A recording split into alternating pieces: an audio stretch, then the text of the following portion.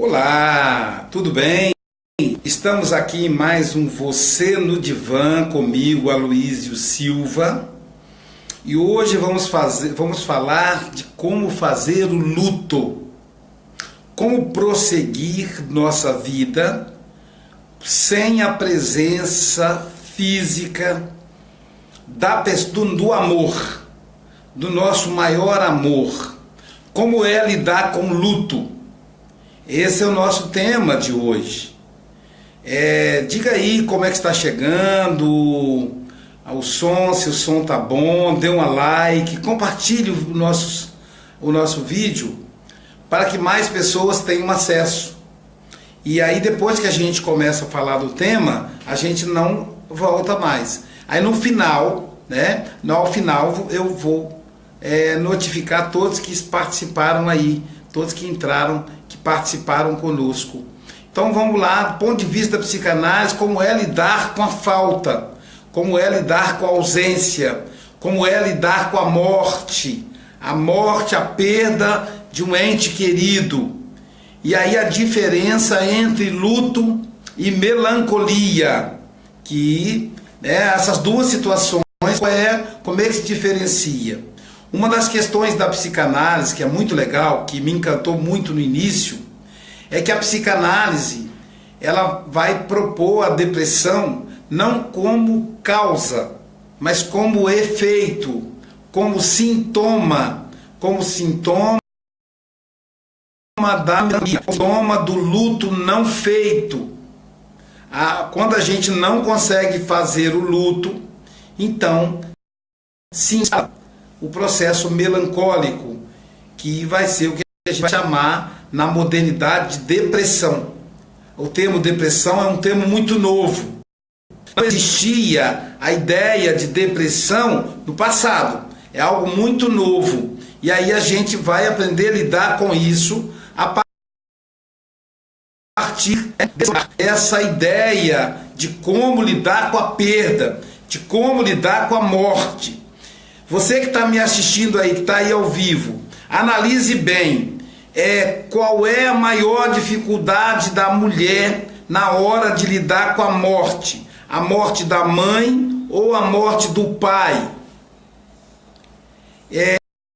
Eu digo que a mulher tenha mais dificuldade em lidar com a morte da mãe. A maior dificuldade da mulher é lidar com a morte do pai. E o homem, a maior dificuldade que ele tem é em lidar com a morte da mãe. Por que ocorre isso? Porque implícito no processo está aí o complexo de Édipo. No complexo de Édipo, nós vamos aqui lembrar que no complexo de Édipo, a menina se apaixona pelo pai e o menino se apaixona pela mãe. É claro que é uma paixão do ponto de vista do inconsciente, mas existe essa paixão. E inconscientemente, o que ocorre? Vai haver a castração. A castração nós já falamos como é que ela se dá, como é que é o ideal. A castração, quando acontecer, ela vai acontecer do ponto de vista, por exemplo, se for uma menina, quem vai castrar vai ser o pai. Se for um menino, quem vai castrar vai ser a mãe. O que é castrar? O que é a castração na visão da psicanálise? A castração é quando o pai deixa claro para a filha que a mãe é mais importante que ela. Ou seja, com essa atitude, o pai esvazia a rivalidade entre mãe e filha. A mesma coisa é a mulher. Para castrar o filho, ela tem que deixar claro que o marido tem prioridade sobre o filho. Ou seja, o pai é mais importante que o filho para ela. Ao fazer isso, ela castra o menino. Ao fazer isso, ela diminui a rivalidade entre pai e filho. Por quê? O filho percebendo que o pai é mais importante, ele não vai questionar a autoridade do pai. Isso é castrar, ou seja, ele vai desanimar de investir na mãe.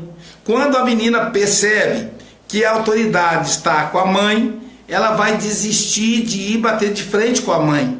Ela vai, então, aceitar a autoridade da mãe. É lógico que isso dói na criança na época, porque também aí se começa a construir o superego na criança. Se começa a construir o caráter da criança. Porque o mundo todo vai dizer não o tempo todo. A gente recebe na vida muito mais nãos do que sim. E aí a gente tem que aprender a lidar com o não. A gente tem que aprender a lidar com a perda. Então, por isso é importante a castração. A professora vai dizer não, o patrão vai dizer não, o bom amigo vai dizer não, a esposa ou o marido vão dizer não. Então a gente tem que aprender a lidar com o não. E a vida vai dizer não também durante as perdas. Quer dizer, a vida vai dizer não para você quando a sua mãe morrer, quando o seu amigo morrer, quando você perder o trabalho, quando você ficar desempregada. A vida vai dizer não para você quando você perder a sua carreira, ficar reprovado na faculdade. Então é importante essa castração na infância para que a criança aprenda a lidar, né, com o não. Isso é a construção do caráter. Aquelas meninas que o pai trata com maior carinho, como princesa, desvalorizando a mãe na frente da filha, ou seja, aquelas meninas que não são castradas, elas crescem caprichosas, arrogantes, prepotentes, e aí ninguém vai dar conta, vira um monstro. A mesma coisa com o menino, vai sair o menino prepotente, arrogante, violento, e aí a sociedade vai ter que arcar com esse monstro que a família entrega para ele. Graças a Deus, a grande maioria das pessoas castram os seus filhos. Então, sabendo, concluindo que a menina não vai poder casar-se com o pai, porque o pai já está dominado pela mãe, ela então vai buscar essa figura do pai num outro homem. Ela vai identificar na sociedade, quando adulta, um homem que se pareça com o pai dela. Não é a parecência física, é o que o inconsciente dela registra do pai. Cada um vê o mundo de acordo com a sua subjetividade. Se a menina vê o pai como aquele cara preguiçoso, encostado, sem iniciativa para as coisas, ela vai procurar um homem semelhante. Se ela ver o pai uma liderança, uma pessoa proativa, ela vai procurar um homem proativo. Se ela vê no pai um homem violento, arrogante, ela vai também procurar um homem violento e arrogante. O homem encontra na mãe uma pessoa submissa, e ele vai procurar uma mulher submissa. Se a mãe é aquela mulher guerreira, que luta, que é proativa, ele vai procurar uma esposa que seja uma mulher guerreira. Então, a gente vai procurar uma pessoa que seja o protótipo, que seja semelhante ao pai ou à mãe, de acordo com o Édipo. Se for menina, o pai. Se for menino, a mãe. Então, por que o menino procura a mãe? Porque a mãe é o grande amor da vida dele. Se ele encontrar uma esposa que seja igualzinha à mãe, ele vai ter um casamento feliz, porque ele reencontrou o amor da vida dele. Ele conseguiu conquistar o amor da vida dele, sem que para isso tivesse que matar o pai, né? Tivesse que matar o Lion, de acordo com a mitologia grega.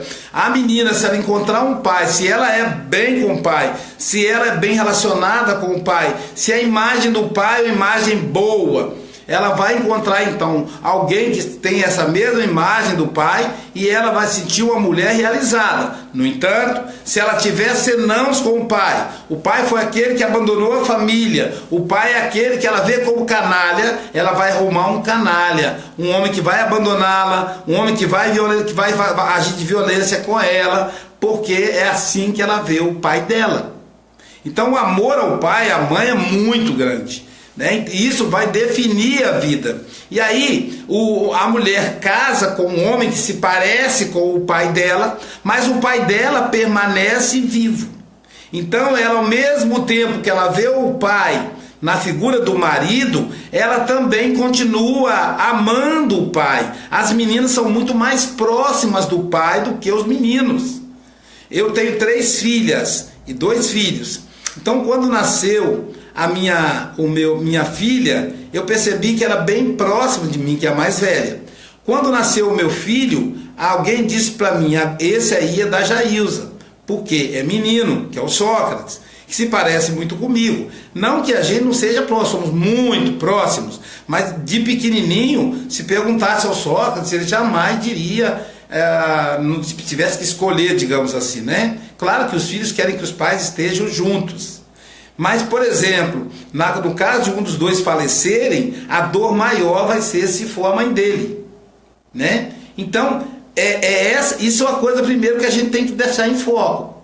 A mãe e o pai são 2 figuras fundamentais, básicas na nossa relação. A perda deles nos dói muito, faz com que tenhamos transtornos diversos.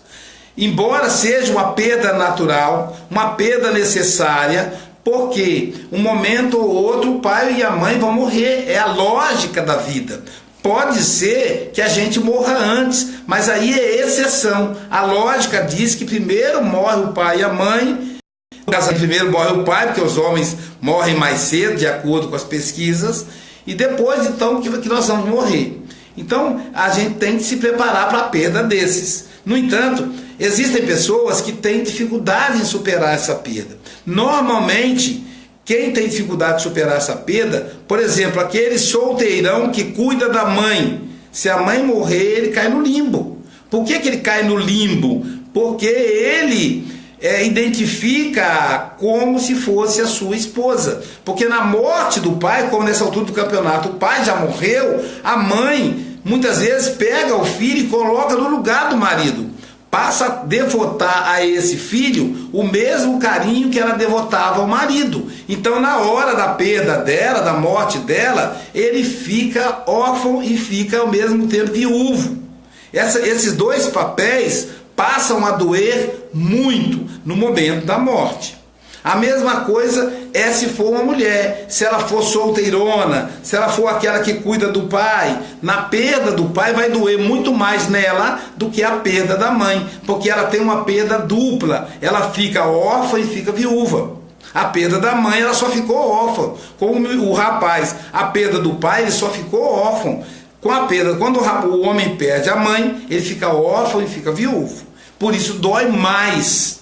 Por isso é mais difícil lidar com essa perda, né? Só para a gente compreender. Um outro processo é que esse investimento amoroso que temos com a outra pessoa, que pode também ser o marido, né? Nós tivemos, por exemplo, no funeral do esposo de uma amiga nossa, em que ela disse: ele não era só o meu marido, ele era meu pai também. Percebe aí como mistura? Então essa perda vai doer muito nela, porque ela também o identifica com o pai, o que é natural. Ela verbalizou algo que todas as mulheres sentem indistintamente, né? Uma outra questão que vai entrar em evidência aí é a investida, é o investimento libidinal que fazemos da pessoa quando perdemos. Esse investimento libidinal, porque o nosso amor de adulto é um amor objetal. Então eu invisto energia libidinal, energia sexual na outra pessoa, seja ela o pai, a mãe, o filho, a esposa, o marido, né? Então eu invisto com o irmão, com a morte dessa pessoa, essa energia investida nela, ela precisa ser alocada, deslocada para outro ponto. Para outro ponto. Ela não pode ficar ali perdida. Porque quando a gente perde alguém, quando alguém morre, morre com ele a nossa ligação. E é isso que dói. O que nos faz dor não é a falta do outro, mas a nossa falta no outro. Então, por exemplo, o Aloísio, filho do seu Joaquim. Se o seu Joaquim morrer, o filho do Joaquim vai morrer junto com ele. O que eu faço falta é do Aloísio, filho do seu Joaquim, não do seu Joaquim. Eu vou continuar sendo o Aloísio, marido da Jailza, o Aloísio, psicanalista, o Aloísio, professor de mas eu vou deixar de ser o Aloísio, filho do seu Joaquim. Então vai ficar um buraco, dentro de mim vai faltar um pedaço, e esse pedaço precisa ser preenchido. No luto, como é que eu vou preencher esse pedaço? Eu vou deslocar essa energia para uma outra coisa. Então, por exemplo, eu vou ali, já que o seu Joaquim faleceu, eu agora vou, o tempo que eu usava para visitá-lo, o devotamento que eu tenho a ele, eu vou, por exemplo, me dedicar a um neto que nasceu. Então o Aloísio, filho do seu Joaquim, vai ser substituído pelo Aloísio, avô de fulano de tal. Então eu desloquei a energia. Claro que isso leva um ano para isso acontecer. Isso acontece inconscientemente. E aí esse devotamento, esse amor novo, ou por exemplo, eu vou melhorar o meu tempo de relacionamento com a Jailza. Então eu vou deslocar esse sentimento. E isso é o luto. Uma outra coisa que eu posso fazer, ao invés de deslocar, eu posso recolher esse afeto. E esse afeto voltar para mim. Só que na relação libidinal, na relação do amor objetal, eu não posso trazer de volta, eu não posso amar a mim mesmo, eu só posso amar o outro, é ser daqui para fora. Quando eu trago de volta, o meu ego se divide. O ego se divide. E aí começa, de um lado, o ego, parte do ego vítima, do outro lado, a outra parte acusador. E aí eu começo a dizer, mas se você tivesse ido visitar seu pai com mais frequência, ele não teria morrido. Se você tivesse gastado dinheiro, levado no melhor médico, ele não teria morrido. Se você não tivesse saído para almoçar, então fica aquela acusação. E isso vai acabando com a minha baixa autoestima, vai me colocando cada vez para baixo, vai aumentando cada vez mais a quantidade de culpa em mim. E vai se instalando o que o Freud vai chamar de melancolia. Ao invés do luto, se instala a melancolia, que é o que nós chamamos na linguagem moderna de depressão. Então a depressão nada mais é do que a investida da energia objetal do ego, do objeto em si mesmo. O amor objetal passa a ser o amor narcísico. Freud vai dizer isso, o amor objetal passa a ser o amor narcísico. O que é o narciso? É aquela pessoa que se apaixonou por si mesmo de acordo com a mitologia grega. Então nós vamos ver o depressivo, por exemplo.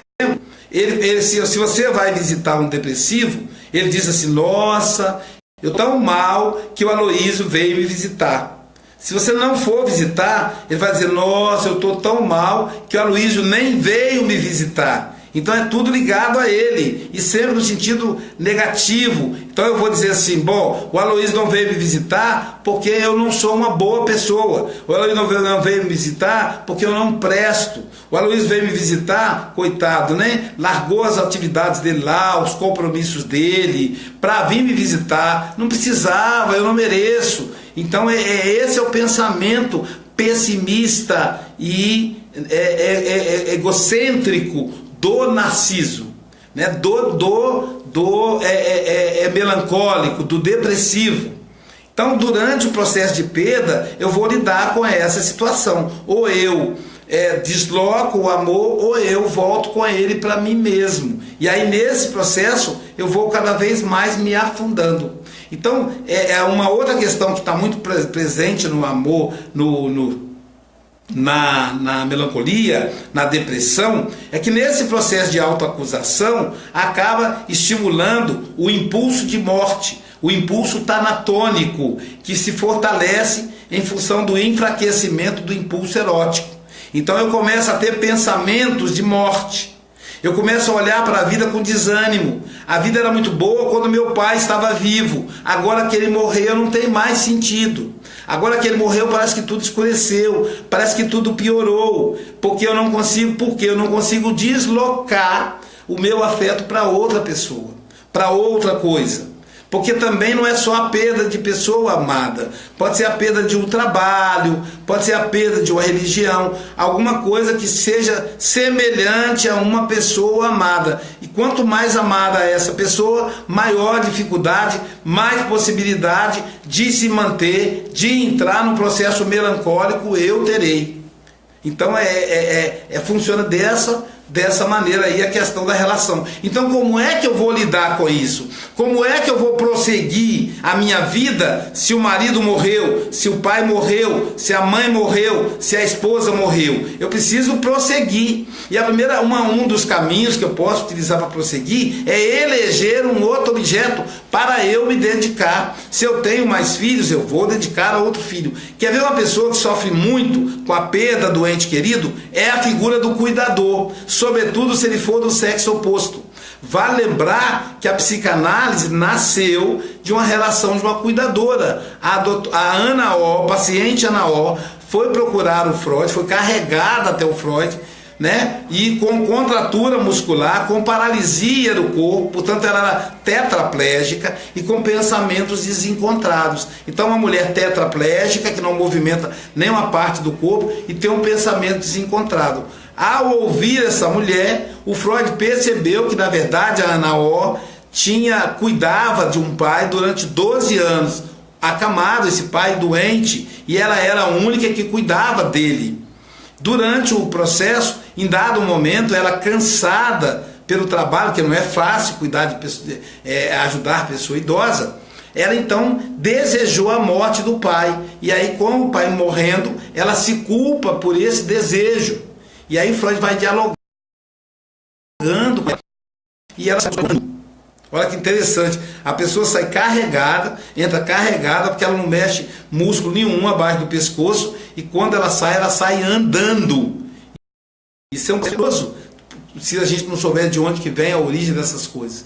E aí o Freud vai investir. É a Ana O. Ele vai então, a partir daí, construir a metodologia, que é a psicanálise, que tem como base a escuta. Eu vou escutar o outro. E essa escuta vai me trazer saúde. Então, normalmente, se é o filho que cuida da mãe, se é a filha que cuida do pai, na perda será ainda mais difícil. Eu digo sempre que o cuidador, ele deve passar pela terapia, ele deve fazer análise, ele deve buscar se analisar. Porque com o analista, falando com o psicanalista, ele vai ajudar a ele a entender que ele precisa ter uma vida. Ele precisa viver, ele não pode simplesmente abrir a vida dele em favor da pessoa que está na cama. Então, ele vai precisar envolver outros irmãos, vai envolver o contrato de um cuidador, para que ele possa ir ao banco, para que ele possa ir para happy hour, para que ele possa ter uma vida normal e parte dessa vida dedicada ao pai ou à mãe. Então, se você está cuidador com essa situação, avise a pessoa, você precisa fazer análise, você precisa lidar com isso agora, porque quando ocorrer a morte, você vai ter dificuldades muito grandes, muito mesmo. E qualquer maneira, o cuidador precisa de fazer análise. E se ele é cuidador de membro do sexo alheio, aí é mais ainda. Se é a mulher que cuida do pai, se é o homem que cuida da mãe, mais ainda. Eu tenho um colega que a mãe faleceu faz mais de 10 anos e até hoje ele não consegue lidar com a falta da mãe. Então, era essa paixão, quer dizer, quando o pai dele morreu, a mãe provavelmente colocou-o no lugar do pai. Então, essa necessidade de lidar. Então, assim a gente vai lidando com essas perdas. A gente precisa prosseguir. A gente precisa fazer outra coisa. A gente precisa eleger outra coisa para ocupar o espaço de afeto da pessoa que se foi. Uma tarefa, um novo trabalho, uma pessoa. Às vezes a mãe está sentindo a morte do filho mais velho, mas ela tem outros filhos que ela acaba esquecendo. Que tal se ela olhar para esses filhos? Que tal se ela dedicar um pouco a esses filhos? Né? E que tal se ela descobrir a si mesma, se ela dedicar a si mesma, se ela cuidar da própria vida, se ela, né, com isso ela pode deslocar esse afeto para um outro objeto. Se ela vai, por exemplo, se dedicar à academia, vai deslocar para a academia. Não é deslocar simplesmente para si mesma, como ocorre com o narciso, porque ela não vai dar conta dessa energia, vai ficar saturada e aí ela vai entrar num quadro melancólico, ok? Então, meus amigos, essa proposta é a ideia de democratizar a psicanálise, de fazer a psicanálise chegar a mais pessoas. A psicanálise não tem segmento religioso, então chega para católico, protestante, budista, evangélico, taoísta, umbandista, espírita, chega para todo tipo de pessoa, porque ela não tem nenhum vínculo religioso. Vocês não vão ver na minha fala aqui, em momento nenhum, eu falar de religião, a não ser para citar. Eu quero lembrar também que já deve estar encerrando as inscrições, mas hoje é terça, depois de amanhã, dia 22, nós teremos mais uma turma do curso gratuito de oratória. Então, curso gratuito de oratória. Presta bem atenção. Então, se você quiser participar, não sei se tem vaga ainda, é só entrar em contato com nosso WhatsApp aqui, a Thaís vai fazer a sua inscrição, se tiver vaga ainda, né? Será na quinta-feira, dia 22, das 18h30 às 20h30.